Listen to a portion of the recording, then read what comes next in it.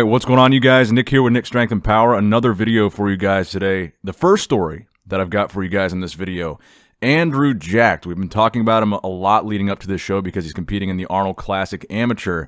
Well, good news. Things went pretty much as expected for Andrew as he just earned his IFBB Pro card, winning that Arnold Classic Amateur, and making him potentially one of these new, fast, young up-and-comers that could really do some damage right off the bat in the IFBB. Now, I believe with this Arnold Classic Amateur victory, that means that Andrew gets automatically invited to next year's Arnold Classic Men's Open Bodybuilding lineup. So it should be pretty cool to see him in that lineup. We're going to see the guy from last year, Fabio Giga. He's doing the Men's Open show. He won the amateur last year, got the invitation for this year. So next year, that's what we have to look forward to with Andrew Jacked. But he looked phenomenal. He looks very improved. To me, his lower body looks improved from what we saw from him before.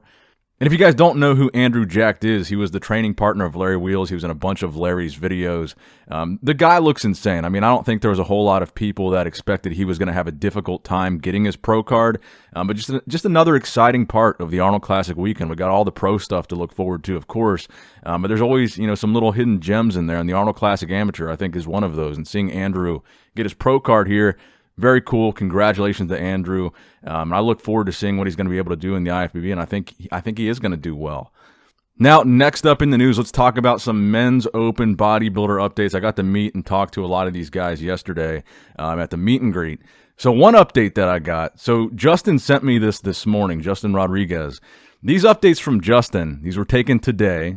These were taken this morning, and prejudging is tonight. So this is the first time ever the Arnold Classic is doing a 2-day show for Men's Open bodybuilding, meaning prejudging is Friday, and then the night show is the finals, the night show is gonna be Saturday night. So they've got a day in between shows. And today, in particular, this side tricep here, Justin looks gnarly, grainy, conditioned, hard. All these updates that we've seen from him coming into today. I was wondering how he's gonna look the day of the show, if he might over-carb up and lose some of that definition, or he might be overly depleted.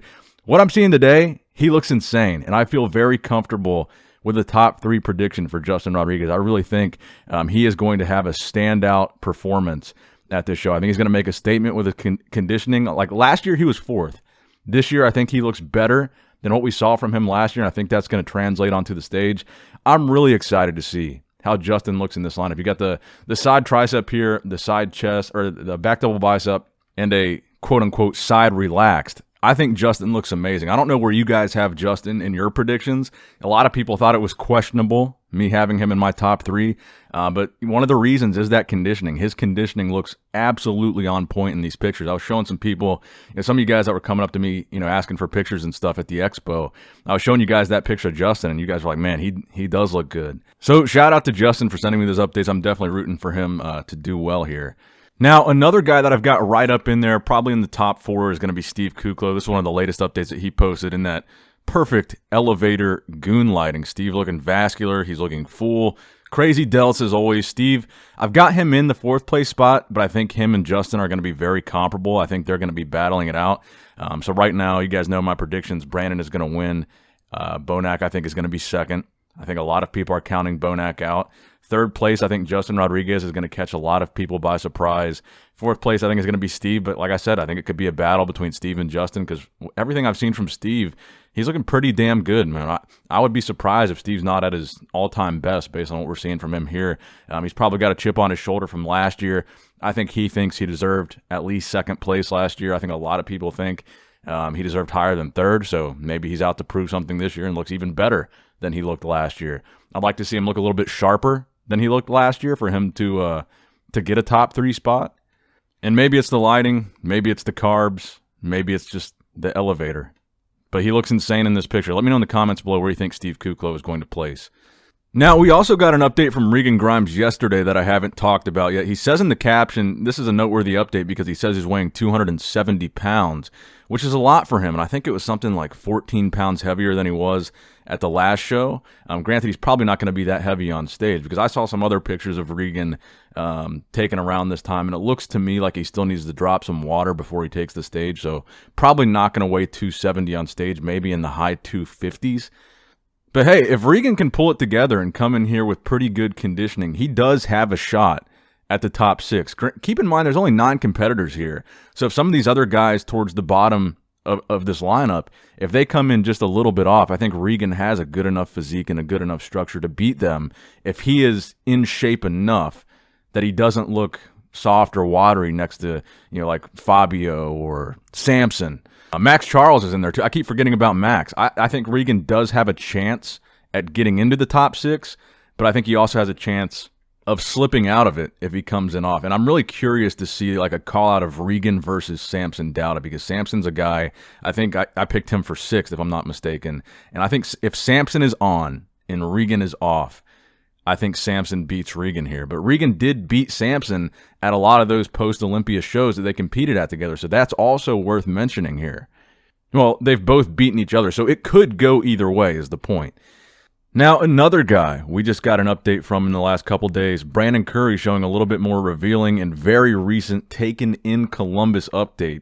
A side tricep. Brandon, like I said, as long as he's not crazy off, I think honestly for Brandon not to win this show, he would have to be completely off his game, injured or sick or something completely wrong with him, I think, for Brandon not to win. He would have to be way off. I think if Brandon is on, he beats every other guy, even if every other guy in this lineup is on.